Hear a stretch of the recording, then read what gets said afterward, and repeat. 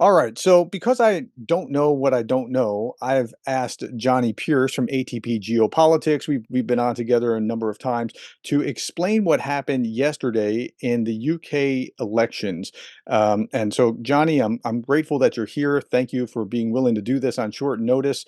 I really have two big questions, and what happened writ large, breakdown of the parties, that sort of thing. And I looked at this and I saw like it looked like it was a good day for Labor and a bad day for conservatives. And the Mhm. second question, big question, is what will happen to Ukraine moving forward? Will there be any impact? So with that, we can go any direction that you want to go. Okay, I think the best place to start is a bit of election mechanics, I guess, which is how does our electoral system work? So we have 650 constituencies spread among the four countries of the UK. So you've got England, Wales, Scotland, Northern Ireland. And this is quite important because it can define how easy or difficult it is for one of the two main parties to get in. So you've got 650 constituencies. We have a representative democracy, and we use something called first past the post voting system, which is actually what the US uses. So the only countries that use first past the post are British, ex-colonial British countries. It's Yeah. not a very good system to use in terms of having political representation. The only other country in Europe that uses first past the post is Belarus. Okay, Okay. so we're not amongst good company there, or at least the US and the UK, in terms of whether this represents the electoral desires of the population. And we'll get on to why that is supremely significant in a second. So 650 constituencies, and you have a number of parties. We'll talk about the two main parties. Traditionally, you have Conservatives sitting on the centre right, Hmm. and you have Labour sitting on the centre left. You also have Lib Dems sitting, Liberal Democrats sitting somewhere in the middle. And then you have Greens have now come along more significantly. They sit further to the left. Hmm. And you have Reform sitting further to the right, a bit like MAGA in a sense, sitting further to So the right. let's talk about that because I've seen Reform and Nigel Farage his statements, and I've said, wow, he sounds like what MAGA sounds like over Yeah, here. Is that a yeah. fair It is, representation? and in fact, Nigel Farage it turns up at things like CPAC and turns up on Trump's campaign trail. He's a friend of Trump's. In fact, if you look at Nigel Farage's rhetoric recently, it's been quite Trumpy. So he's been calling people like Sunak. I think he's called him Slippery Sunak. So you know what Trump does with in terms of nicknames for people. Sure. He's started to do that. Some of his the way he constructs some of his sentences have been really quite Trumpy. It's quite interesting, and he's also tried to get a few ideas that have gone down well on the right wing in America, like electoral fraud and abortion and things like that that don't play well in the UK. And it's Hmm. quite interesting because he's kind of sounded them out in the UK, and people have been like, "Yeah, not bothered." So for us, things like abortion doesn't really factor as an issue, and electoral fraud is not an issue. And trying to make it one fell on deaf ears. But that gives you a sense of he's a populist right person. However, there's some interesting manifesto things to do with the reform, but I'll come to that in a second. So you have, just to remind, you've got centre-right Conservatives, centre-left Labour, in the middle Liberal Democrats, on the far further to the left Green, further to the right Reform. And then in Scotland, you have the Scottish National Party that sit on the left. And in Wales, you have Plaid Cymru, which is the Welsh National Party, and they sit on the left. We'll forget So Northern are Ireland, those it's small confusing. little parties that are like SP something or SN, no. So you get a bunch of small, those Northern Ireland, where you get a whole host of smaller parties, and I won't. They don't feature too much in Westminster because there's a devolved parliament, and the Sinn Féin, who's a kind of uniting the whole of Ireland, don't even right? come and sit in Westminster. So they refuse to come to London because Okay. they're kind of pro republicanism up there. So let's forget Northern Ireland, but it's really important for the England, Scotland, and Wales. The left vote has always been split. So it's been split between, in Scotland, SNP, Liberal Democrats, Labour, and Greens. In Okay. Wales, um, Plaid Cymru, Labour, Liberal Democrats, and Greens. In England, Liberal Democrats, Greens, and Labour. Okay, so the left is always split, which means that if Labour, as the main left party, wants to get in, they have to fight against this monolithic Conservative Party and get over the fact that their votes get split by a bunch of other parties up and down the country. And that means it's much more difficult for Labour to win an election, which is why they've won fewer elections over history than the Conservatives. Conservatives are the oldest and most successful party in the world. Okay, now I'm Now, gonna demonstrate my ignorance. If if you are the party that has the most votes, do you get to call the government and then coalesce? Or so are you yeah, go ahead. well, you have 650 constituency seats. So, in order to get into a majority government, you had to get 325, which is half of 650 plus one. So, 326 seats gets you to run the government. And because we've traditionally been more of a two-party system, the other parties are smaller. We've never really had coalitions. And then we had a coalition in 2010 when the uh, Conservatives got a majority, but they didn't get over 325. So they went into coalition with the Liberal Democrats, who are sort of centrist. Right. And people were going, oh, you can't have a coalition. We can't do coalitions. It's nothing's going to happen. Nothing's going to get done. We're all going to argue. And it was the most successful government in getting things passed in electoral history or something like that. It butts people's ideas, and it's kind of a bit of a rubbish argument, I think, that you can't do things with coalitions because they happen all around the world. But anyway, we have first past the post system, which means that, say there's a constituency where the Conservatives, Labour, Lib Dems, Greens are going to run. So you have three on the left and Conservatives on the right.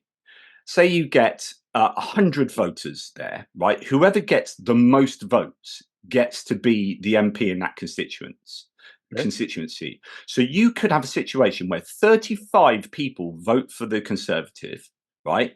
But the 65 other votes are split between those three parties And and then the don't beat, conservative yeah. and the Conservative Wow, gets that's in. interesting. So the Conservative can, or in this case, or it could be any party, gets in on less than 50% of the vote.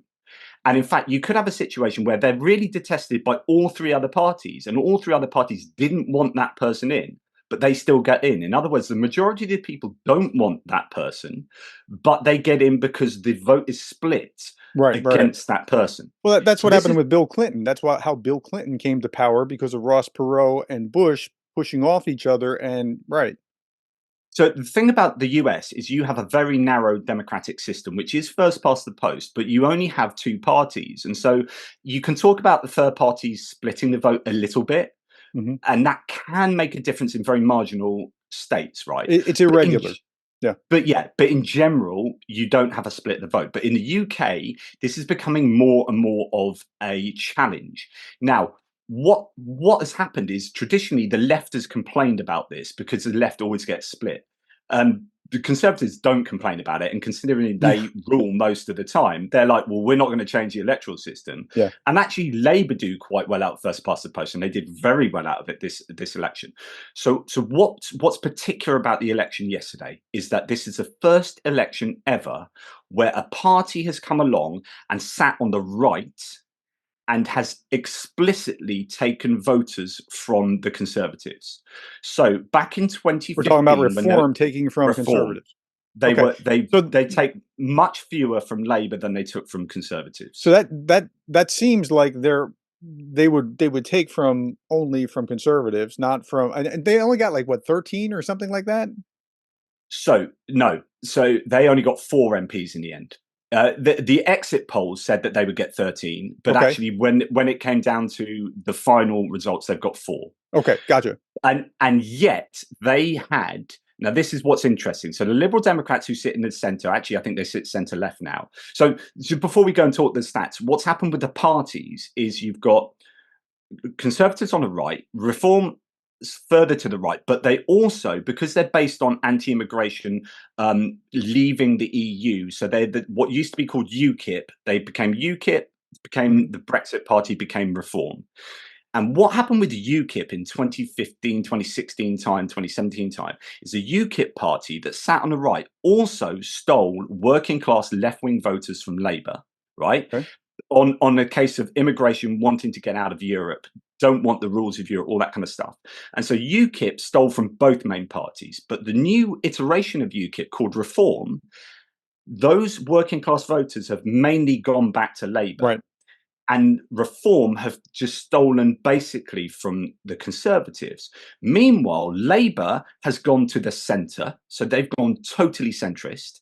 They've purged the left wingers from the party. Keir Starmer is super centrist, and he's going on a cautious Ming Vase approach, which is we're going to be really careful. We're not going to do anything crazy. We'll let these guys self combust, and we will just go safely down the middle. Because as with the US, you win the elections on attracting the centre ground. That's Like right. Trump is being insanely stupid in his strategies, in my opinion. If he really wanted to win easily in the US, he would attract the centre. He would Well, go he's not what even attracting his own party.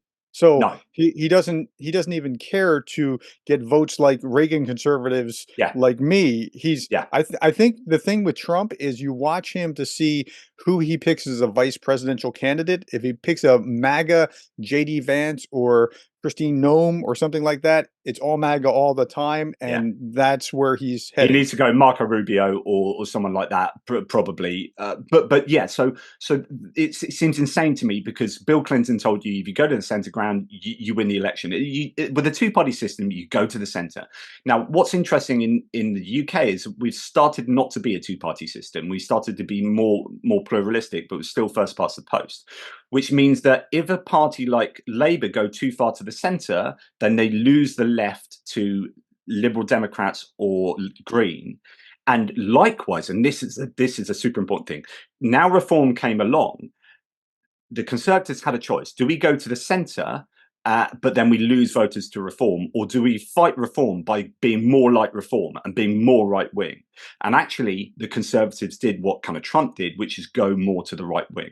So Okay, they gotcha. lost their centrist voters. And so now Labour have come along, adopted the centre ground because they know that's where you win elections. Okay, The, so the disaffected Conservative voters who don't want to go further to the right have gone to Lib Dems or Labour.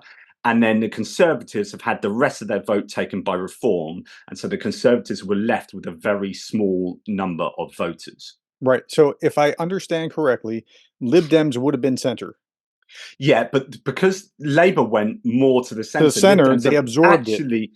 actually Lib Dems moved slightly centre left, really, and have almost adapted as sort of on some policies left of Labour. Labour have gone super centrist, right? Okay.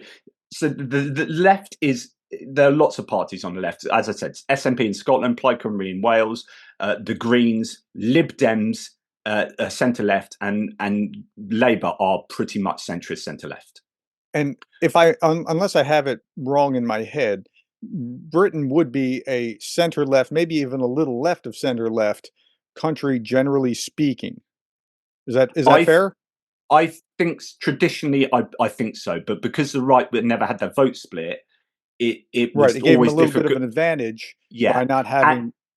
yeah. So the right gets two advantages. It gets the mechanism of the voting for first past the post plus the vote not getting split on the right. They also control most of the media in the UK. So most of the print media is overwhelmingly controlled by the right.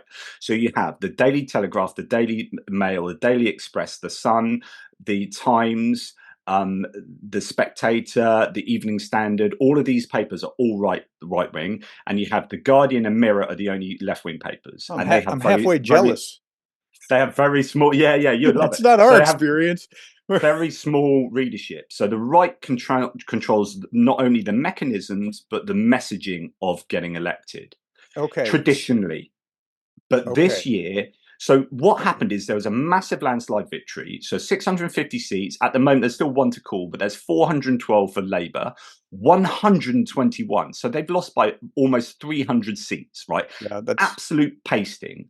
But they didn't win because everyone voted for Labour. Labour have actually pretty much retained their voter numbers that they got in the 2017 election when Jeremy Corbyn with his first election, where we've read and actually we got 4 million fewer votes for Labour than we got in 1997 when there was a landslide victory under Tony Blair. So 4 million fewer votes and a bigger victory margin of victory is weird. And the reason it's weird is because Conservative votes got absolutely decimated by reform. But because it split the Ah, vote and it wasn't the first past the post, those reform votes turned into virtually no that makes a MP. lot of sense. So there is a burgeoning MAGA-like reform element in Britain. Yes. Okay, but it Which, looks very small because of how it played out. So we have to talk to the game. Like people will be like, "Well, you have to vote for Biden or you just don't care." You don't understand. In my state, unless 300,000 people choose not to do it, it doesn't matter. It is a yeah, safely conservative or safely Republican state, just like California is safely Democrat. yeah, So yeah. playing to the game, well, that So makes you a lot get of you sense. get a lot of tactical voting in the UK. I tactically voted yesterday. I wasn't even sure who I'd vote for, but I knew that the party that would have the most success in my constituency against Conservatives. So I was an anti-Conservative voter. You know me, I'm sitting on the left. So I voted Labour yesterday, but Mhm. I wouldn't say that I voted for Labour because I was all about their manifesto and all about them winning. It was because I wanted them out and the Conservatives out. And so, what you had a lot of yesterday was people not voting for Labour, Right. but voting But against the against other, yeah. Conservatives. And not only that, you had Conservatives getting their vote split by Reform, but Reform are also quite interesting because they're still trying to nick some of those left wing votes from the Labour working class voters who voted to leave the EU. And so their manifesto is populist right, but Mhm. with elements of the left. So they had, right, we're totally anti immigration, we're kind of neoliberal on this side of things, but then we want to nationalize the rail, nationalize the utilities, and nationalize the water companies. Why? Because actually that's really popular in the UK. That's generally a popular thing across the spectrum, but it's quite a left wing thing. And Yeah. actually, so that 50% would be owned by the government, 50% would be paying into pensions.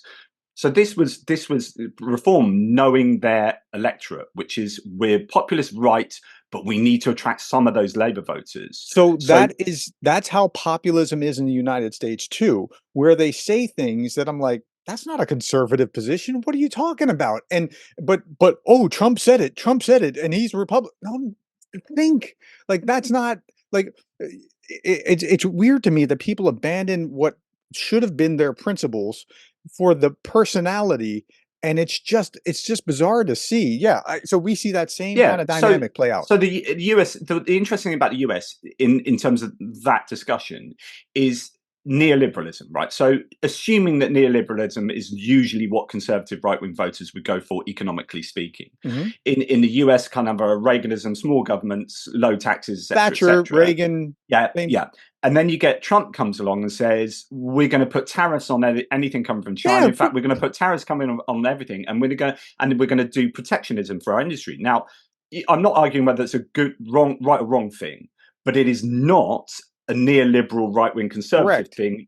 So that's an element of what you're talking about, which is Trump is able to do stuff like that because people will follow him no matter what. So Yeah. he like it's a cult of personality, and he's like he could say, no one can work on a Tuesday afternoon between 3 and 7, and everyone will go, yeah, Trump, that's amazing. Because that's what he's like. So he's a bit of a mix in the same way that Reform is a bit of a mix, where they will be trying to steal some of that left wing vote, So and let they me ask did you it. one more thing about the British populism.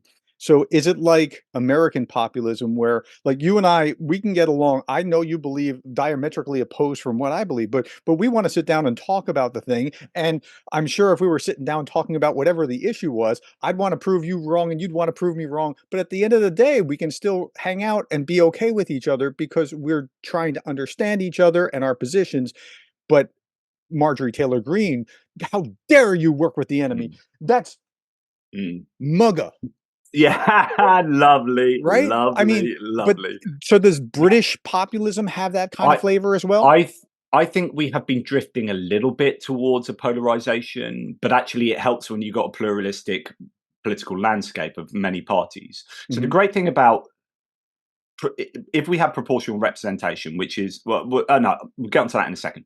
So there is an element of pluralization, but it's not as bad as the US. US has become so hyper partisan recently that Yeah. it is really destructive to to national discourse there, and I think it's incredibly counterproductive for a healthy democratic landscape. Yes. And I think that's definitely something that needs to be worked on in the US. But the problem is when you have infotainment channels like Fox News that play into this like culture wars narrative, it then hijacks everything, becomes like super hyper partisan, and that creeps into everything, like your you know war on Christmas and gender identity and all this stuff, which is, yeah, we can have discussions about that, but you're not dealing with that on a day-to-day basis. So people are going to the polls and voting on transgender toilets, right? But the reality is transgender toilets are freaking irrelevant in the whole scale of running a country, right? And what you should be voting for, which is, what are we going to do with healthcare? What are we going to do with foreign policy? What are we going to do with the cost of insulin in the US? Like, that's the stuff that's super important. But what the US has been or what the Republicans, I think, have been very, very good at is like, oh dear, we don't have too many policies that we think is going to be attractive across the political spectrum. So what we're going to throw out there is a load of culture wars, identity politics that gets people really angry. And if they get angry, they vote emotively, and we will win over the hearts rather than the minds. And the Democrats have always been about, oh, let's do more policy. And the Republicans are just better at campaigning on scaring people or getting people up. And they're going to steal your guns. They're going to kill your babies. They're going to do So this. so I don't see it quite the same way, but here I have a Naturally. question for you with that, and that is, I see MAGA as like the right-wing iteration of left-wing progressive woke kind of stuff. Now, like the Republican answer to that kind of really forceful, in your face kind of something. That's how I perceive it. Is there an equivalent in Britain of that? So it is growing, right? And so you have some of these people like Andrew Tate, who I think are really divisive, and the effect of people like Jordan Peterson, who I think are gateway drugs to the far right. You get some of these thinkers that are starting to talk more openly about woke, to the point where you get Reform coming along and Nigel Farage talking about woke and being anti-woke, and even in the manifesto, what he calls the contract.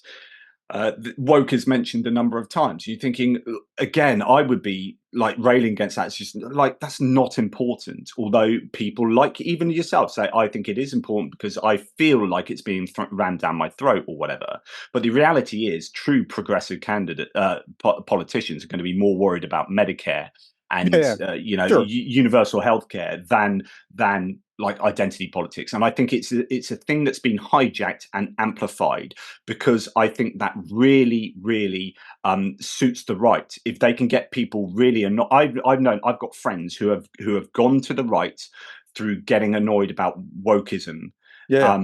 So more than it is warranted. so on the left, they're far more interested in on the far, far, far, far left, the extreme left, they're far more interested in policy there than they are in being abrasive. Like MAGA is as much an attitude as it is policy or whatever they're doing. Like, it's just like, I have to fight with the other side, rather than like they would be disappointed if they sat down with you and got their aim, but they had to sit down with you in order to get it. Does that make sense? There's not an Yeah, equivalent on the left, is what you're saying. well, no, I Or was mean, that Corbyn? I think that there's a difference between online debate and real political debate that happens out there Sure. and knocking on doors. And I think there's a lot of online, oh, you've got to use the right pronoun, or you've got to do this, that then hijacks people's consciousness, which is amplifying this idea to being much bigger than it actually really is. Now, on the left in the UK, you would have Corbyn, the former Labour, and this is a great example of how the Labour Party have gone to the centre. So they purged a bunch of their strong left wing candidates, like Corbyn, who formerly led the Labour Party through two elections. Now, in 2019 he did quite well. 2017 he did quite well. 2019 he got absolutely panned. More radical left wing kind of socialist agenda, typical of the centre left Labour Party of old. Keir Starmer took over the Labour Party, said, right, we're going to steer it to the centre, we're going to purge these left wingers. They deselected Corbyn, and he had to run against Labour as an independent in this election, and actually Corbyn won in his constituency. Hmm. But so that's a really good example of how Starmer has taken the party to the centre. But again, going back to this idea that people didn't vote necessarily for this kind of middle of the road centrism, they voted against Sure. conservative. Now, here's a really important point of how broken first past the post is. So you had 4 MPs return for reform, and that was on, let's look, how many votes? 4.1 million votes, right? So 4.1 million votes got them 4 MPs. That's like 1 million votes per MP, Okay. right?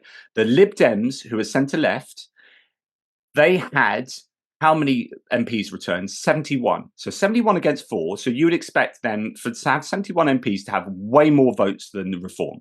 Reform had 4.1 million votes. They had 4 MPs. Lib Dems have 71 MPs and they had fewer votes than Reform. They had 3.5 million votes. Right. So And that's 3.5. exactly why.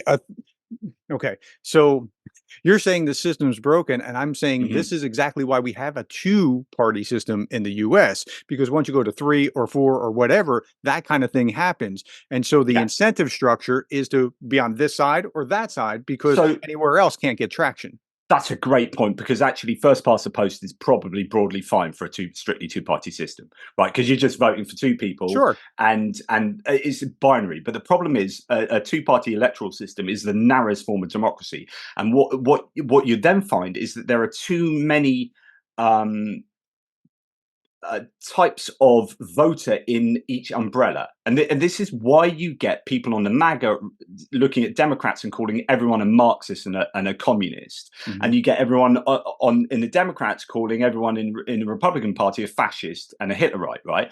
And you're like, what's going on here? It's because you do have those elements in both parties, Hmm. but because you've got all human beings in America being put into only two pots, you have parties they're just too broad, so they don't really represent the electorate very well, because actually the electorate is a broad spectrum of people that have really complex beliefs about all these different issues. And as a voter, you can probably look at some of the Democrat policies as being really good and some of the Republican policies being really good, but there's no party that puts those two things together. It's one or the other. That's very narrative and very unrepresentative. So I've heard a phrase like, well, so here we get kind of what we want about half the time. And that's about how it shakes out. It's not exactly what we want, but it's kind of that. Now, let me ask you this. What's the importance of the primary? You do have primary elections, No, right? No, no, you don't. no, no. Oh, okay. So So in that's order the to achieve, elections took place yesterday. That's one day. You campaign. Whoever gets first past the post, you're through. so in order, Now, as to who comes who becomes a candidate in those constituencies, they are selected by the party. But each party would just select their candidates. and did they vote for that, or is it just No, within I internal? Okay, it's internal machinations within the party itself. Yeah, I think there might be some voting. Like, it's different between the parties. So there is more democracy in the Labour Party to do with um, their party system, and I think voting for people maybe higher up who's going to lead the party, stuff like that. So, but generally, so also the other thing is you know what happens is, if you get over 50% of the MPs, you get to have your government, and your government will include an MP who becomes prime minister, right? So that your leader of the party can be a leader of a party without being an MP, but as soon as you become the majority government, the MP has to be the prime minister has to be an MP, which is different to the US, where you have a president who Mhm. is a whole different election. You have a presidential election, obviously, and then you have the Senate and the House of Representatives. So you get there's the trifecta, isn't there? Which is in the UK, we just have the House of Commons, which are those 650 constituent MPs, and then you have constituency MPs, and then you have the House of Lords, which is a non-elected, problematic, oversized second house that can amend bills, delay them, but it needs reforming. And I think most parties are up for reforming the House of Lords, but we won't go into that. So the situation is that you have a scenario where in this case, Labour really did well out of first past the post, Hmm. and the Lib Dems did pretty well out of no, not Lib Dems. Sorry, Labour did pretty well. Conservatives didn't this time, but they usually do very well out of first past the post, and the SNP do quite well out of first past the post. Weirdly, so we need to reform the electoral system. The problem is now Labour have done really well out of first past the post to get into power. The likelihood is that they are not going to be up for saying, yeah, let's reform the electoral system. And so next time we're less likely to get voted in. And that's perennially the problem, Right. is that the party that gets into power on the back of first past the post by default. And so therefore there's no incentive for them to change the electoral system, even Sure. though it's deeply, deeply unfair. So in 2010, I was campaigning door to door for electoral reform. I campaigned for the alternative vote for some kind of proportional representation, because what happened is the Liberal Democrats went into coalition with the Conservatives, and part of their stipulation for getting into bed with the Conservatives is we have to have a referendum on the alternative vote. And the Conservatives actually went, yeah, okay, because we need you to get into coalition to make a majority government. Hmm. You will do that. So went out to referendum, and the yes vote were winning, yes to alternative vote, were winning the campaign. And then David Cameron, at the time, the MP, realised that was going to damage the Conservatives going forward. So he phoned up 4 editors one night and said, can you start campaigning on my behalf in your national newspapers tomorrow against the alternative vote? And the next day, they all started campaigning against the alternative vote, and the campaign switched, and the no won in the end.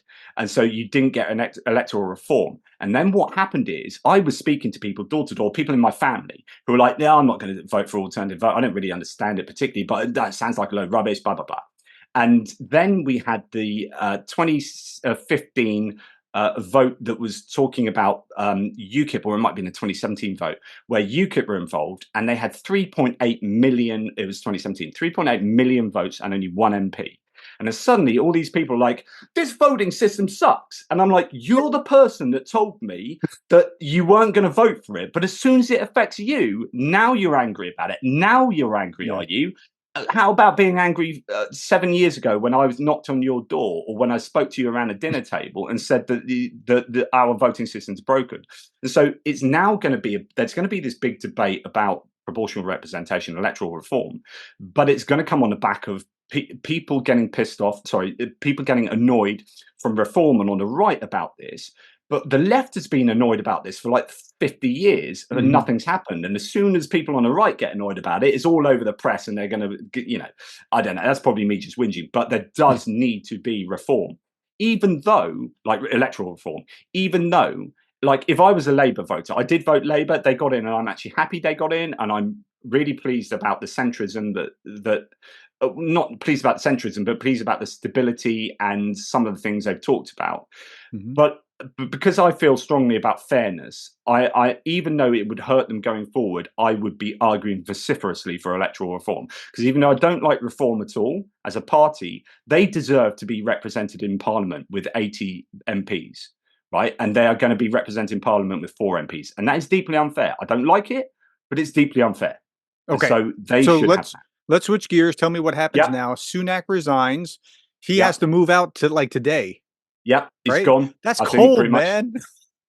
it's I a mean, you very guys quick you have a process. cold system.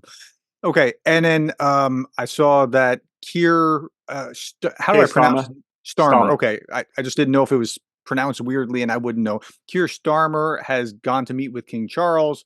So Yep, King Charles, they shake hands or something, and says, "Go and form your government." yep. And so now So he already has the votes, the majority in yep, order to be able to do whatever. He doesn't need to yeah. coalesce with anyone. No. So he's got an outright majority and a massive majority. Some people have been calling it a super majority because they nicked this term from the US. It's not a term in the UK. It doesn't mean anything. It's just a landslide. But Yeah. what that means is he's got a much greater mandate to do what he wants. So this is going to be useful for Labour. They have a very wide landslide victory, right? But it's actually a very shallow victory. So because people weren't really coming out and voting for Okay, Labour, gotcha. and they didn't get very much of an increase in their vote at all. what they did is won in a lot of seats that they targeted very well, and Lib Dems won a lot of seats that they targeted. It's not about first past the post. If you're going to use that to advantage, you pile your resources into key seats rather than Reform won 15% of votes across 650 seats, but that's not enough to get in any of the seats, right? So they only got into 4, right? So Labour were quite targeted, Lib Dems were quite targeted, and they now have Labour has a massive mandate, but it's shallow because it's not like some of the majorities in these seats aren't huge, and people were voting against Tories and not for Labour. Yeah. So they need to be careful about how they govern now. So the honeymoon period in 1997 for Tony Blair was maybe 3 years long. Mhm. Everyone voting him in. We're on this wave of cool Britannia. Britpop music was cool. Everyone's happy. This is great. It was a summer. It was a great time. Everyone's partying. 18 years of Tories was gone. This time round, people are really annoyed with Tories, but they're not totally enamored with Labour. So Labour have this shallow kind of Mhm. mandate, but it's a wide mandate, and they need to nurse that very carefully going forward. So the people are going to have unrealistically high expectations for change. They platformed on change, but actually there's not a lot of money in the coffers, and this is partly why their manifesto was quite cautious, because they didn't want to say we're going to do this and it's going to cost £10 billion, and then you get into government and are like, where's the money? Oh, we haven't got it. Okay, we're going to have to put up taxes. So they were like, we don't want to do that. We want to win the centre ground by being responsible, fiscally responsible, quite cautious. And so if people are expecting massive changes, they might not get that, and that might annoy them.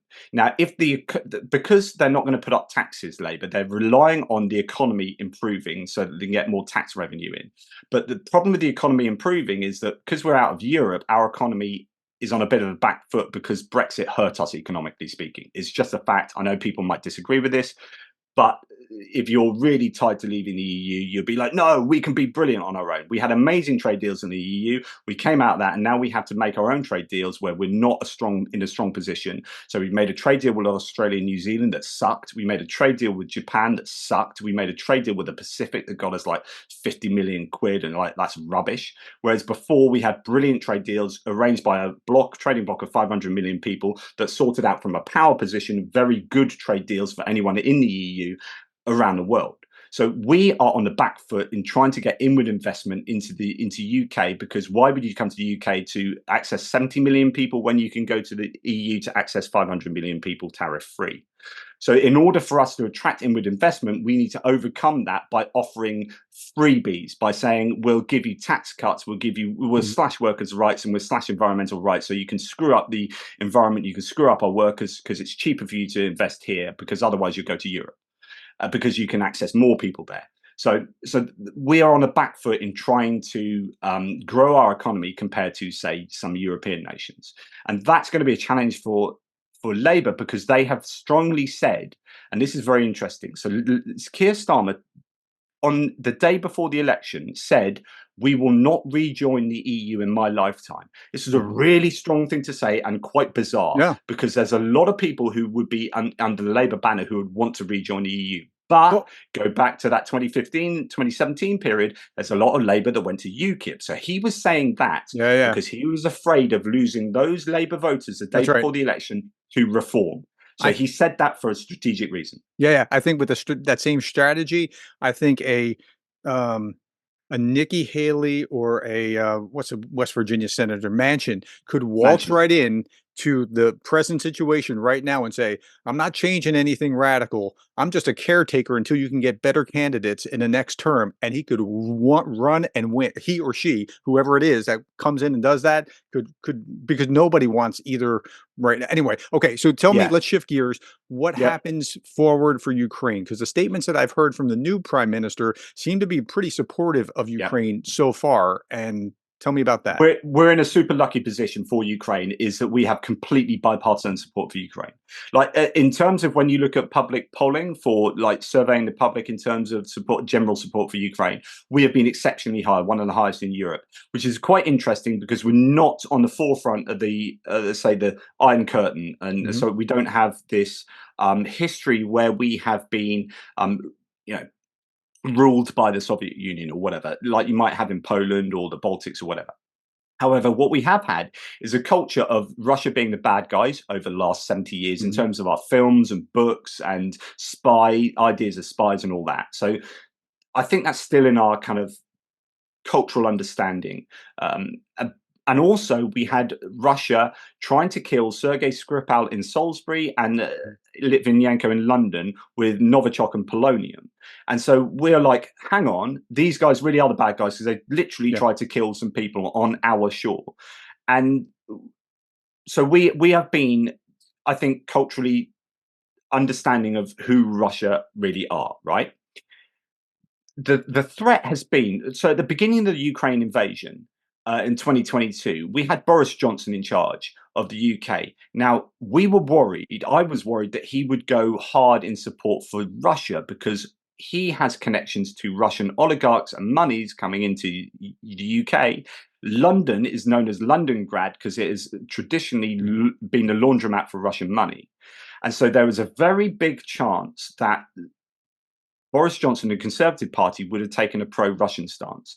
Instead, he completely flipped and went all in for Ukraine. And in fact, he was tanking publicly at home so that he was actually getting this amazing support in Ukraine. If you remember, they were making Mhm. croissants in Yeah, the he was the face. first on the ground in Kiev. Like, he was the leader of the West Yeah. for, Western support for Ukraine, and I give him all the credit for that. I don't know about what he was like in the UK so So much. at the time in the UK, he was getting absolutely hammered because there's this what was called the Partygate scandal, where he said during the COVID lockdown, no one could leave the houses, blah blah blah blah blah. And then meanwhile, loads of Tory parties were taking place where they were all meeting each other, including him, and having parties. So he broke his own rules.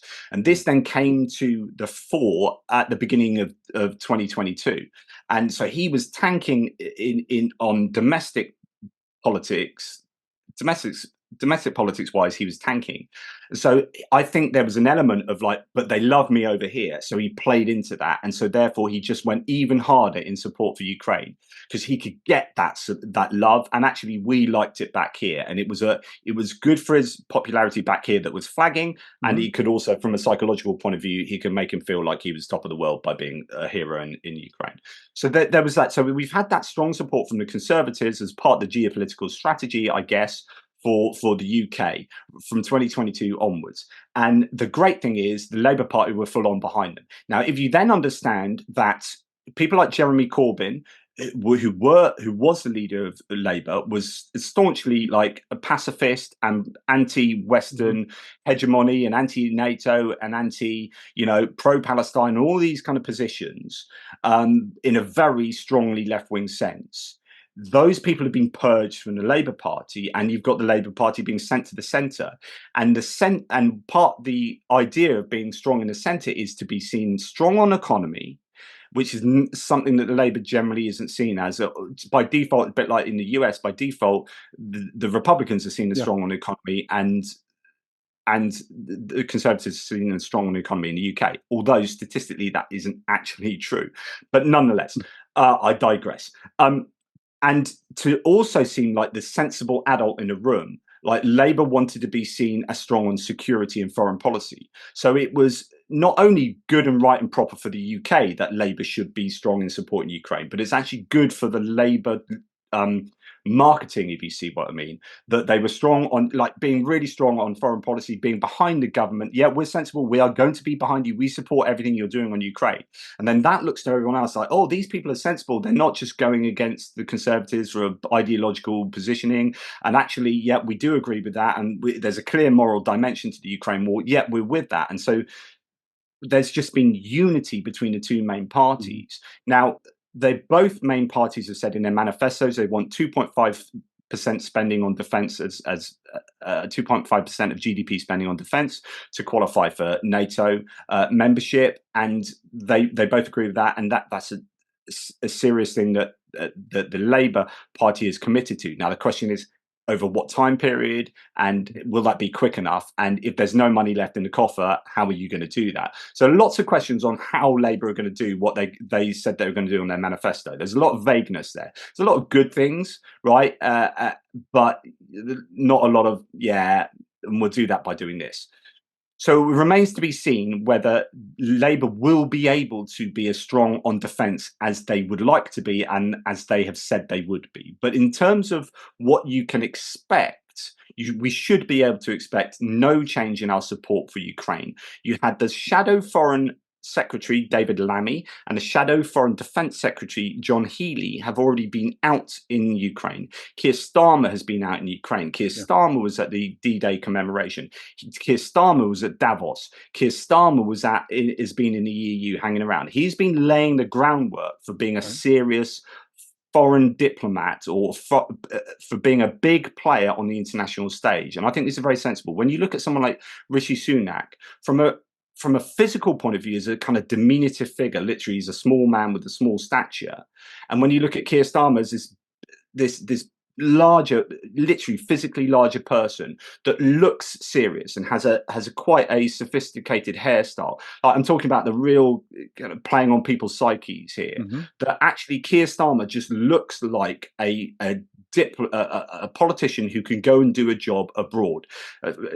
Rishi Sunak was the Chancellor of the Exchequer. He was in charge of the money before he was Prime Minister, and he was much more comfortable doing money things. When he Mm-hmm. went to the D-Day commemoration, he got into a lot of trouble for leaving early, right? Yeah. And it was absolutely controversial. But that's because he also feels really uncomfortable doing those big things, and he would much rather be at home sorting out the purse strings and whatnot. And so I think we're ready for a leader who can get back onto the world stage, a bit like Boris Johnson did in his own inimitable way, but Mm-hmm. get onto the world stage, be a serious politician and say, we are going to be strong on all these things and we are going to support Ukraine in exactly the same way as we were, and there should be no difference. And so I'm confident there. Two last questions for you about the British system. One, I understand. Did you just see balloons go up? I did, I and I just saw loved it. balloons go up. One, let's see if that balloons go up again. Okay, well, I guess not. Two? Okay, whatever. No, there it goes, two. Okay, so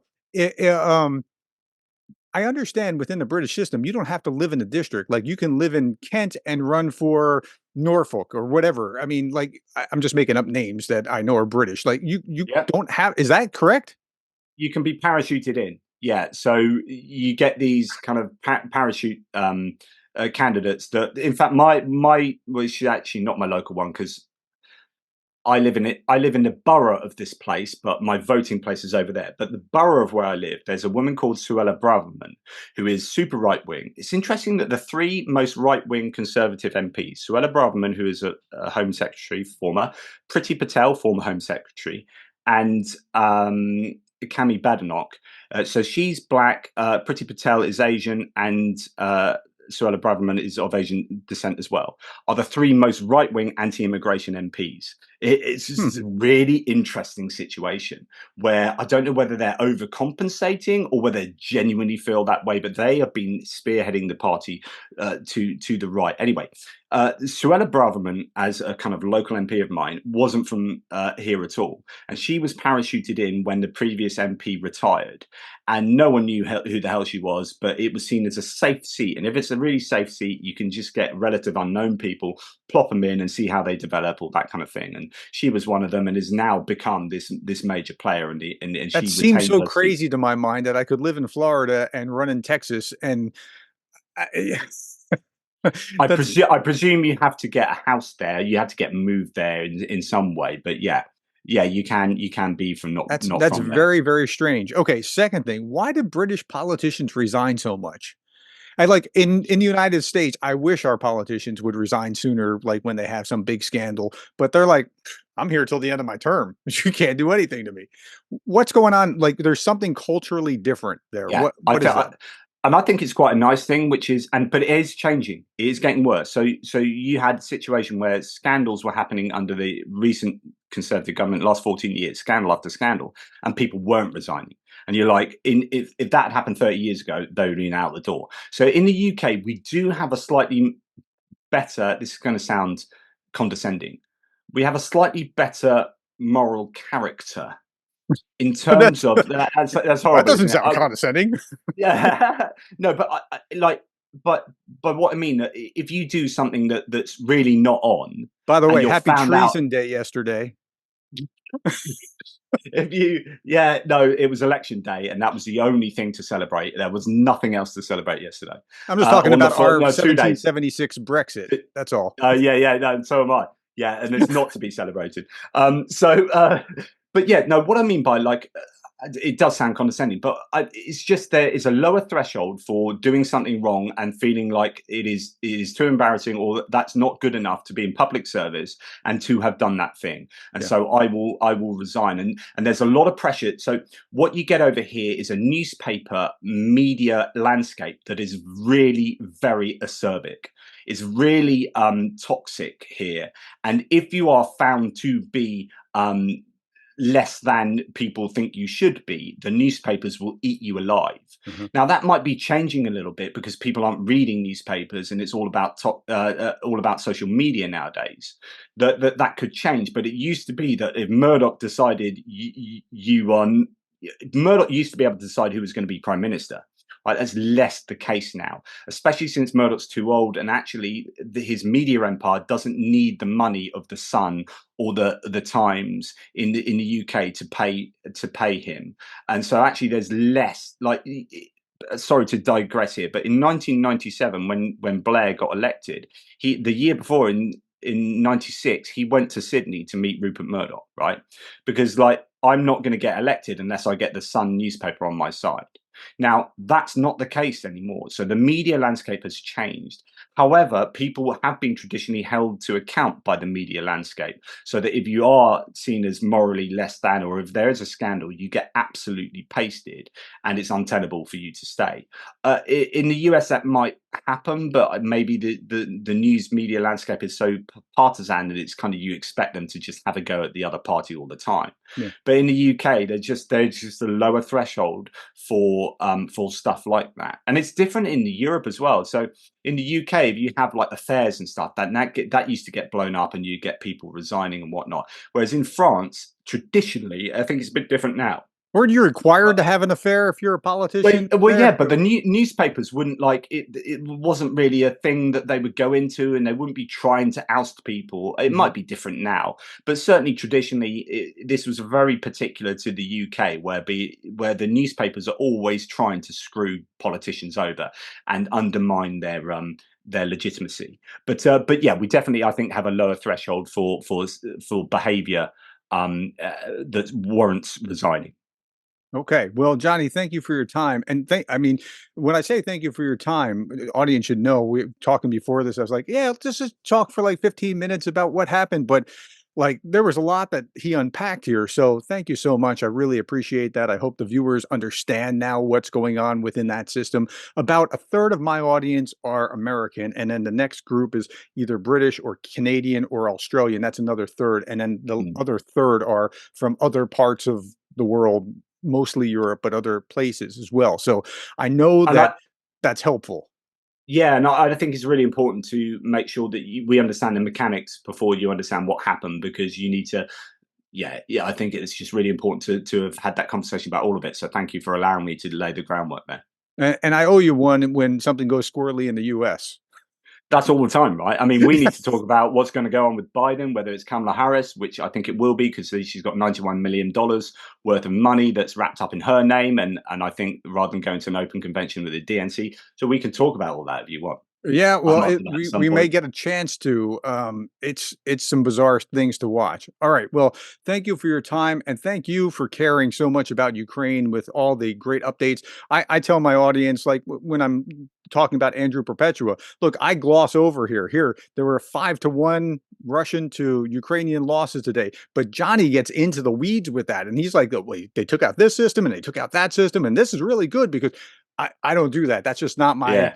my strong suit. So It's I only so urge many people. hours in a day, right? Yeah, yeah. So if you're not subscribed to ATP Geopolitics, please go on over there and subscribe to Johnny's channel. And Johnny, thank you. We'll talk another time. Cheers, brother. Thank you very much.